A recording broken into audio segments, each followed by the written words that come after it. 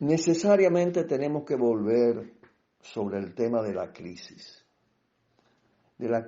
del sistema capitalista mundial y muy especialmente de todo el capitalismo occidental, de ese sistema imperialista que conforman Estados Unidos y las potencias europeas, con Estados Unidos naturalmente en el centro y a la cabeza.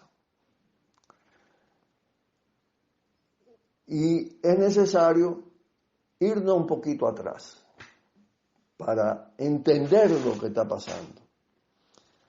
Ya a finales en las últimas 2 décadas del siglo pasado, del siglo XX, estaba manifiesta ya una crisis estructural del sistema capitalista, una crisis del sistema como tal. Esa crisis se expresaba en baja tasa de ganancia para los grandes corporaciones, problemas de sobreproducción en el mercado, problemas de escasez de materias primas fundamentales en los países centrales, llamados altamente desarrollados, para la continuidad de su existencia y de su modelo dispendioso, derrochador. Y la fórmula, la receta que buscaron los ideólogos del capitalismo, sus grandes corporaciones o monopolios, oligopolios, y los llamados tanques pensantes de Estados Unidos, fue la imposición del neoliberalismo en los países centrales y en los países dependientes. Las consecuencias se hicieron sentir dramáticamente a lo largo de todos los años posteriores. Mayor empobrecimiento de los pueblos, mayor concentración de riqueza, eliminación de las empresas públicas, privatización de las políticas sociales, de las empresas también de servicio, liquidación de los mercados internos. En consecuencia, buscaron aquella fórmula de los libres mercados, pero bajo el control de los monopolios. Y todo esto polarizó mucho más las sociedades y la hizo mucho más vulnerable al impacto de cualquier cosa, incluso de los propios fenómenos naturales, de los terremotos, de los ciclones, de los huracanes, de los tornados, de los tsunamis.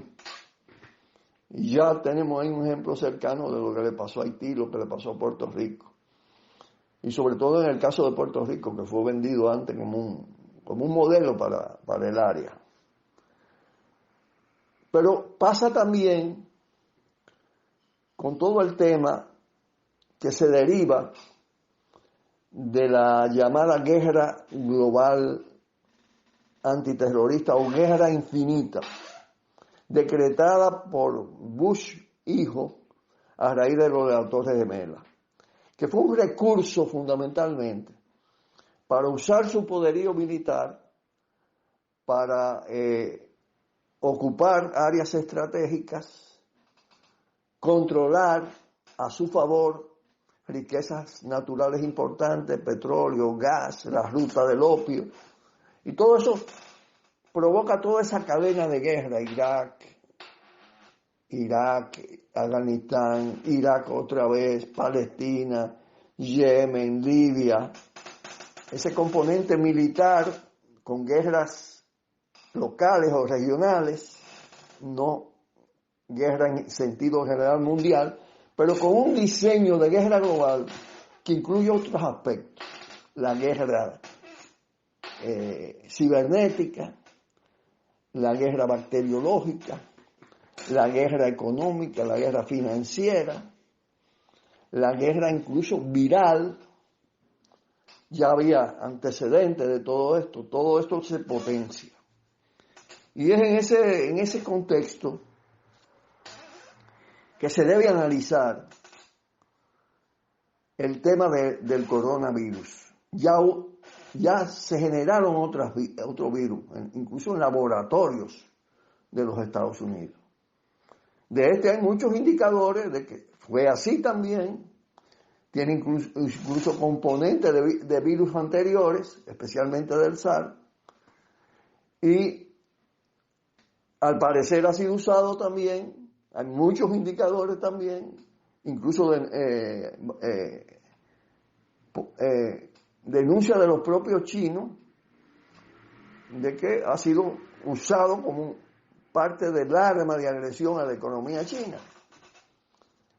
Casualmente, dirían algunos, no, es el principal competidor, es la superpotencia emergente.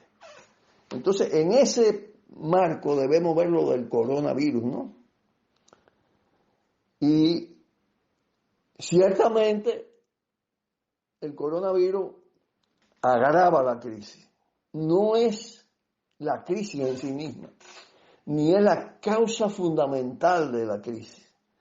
Es un detonante, es un acelerador que complica todo el problema de la dinámica económica capitalista, porque suma una crisis de carácter económico, una nueva crisis que van en cadena.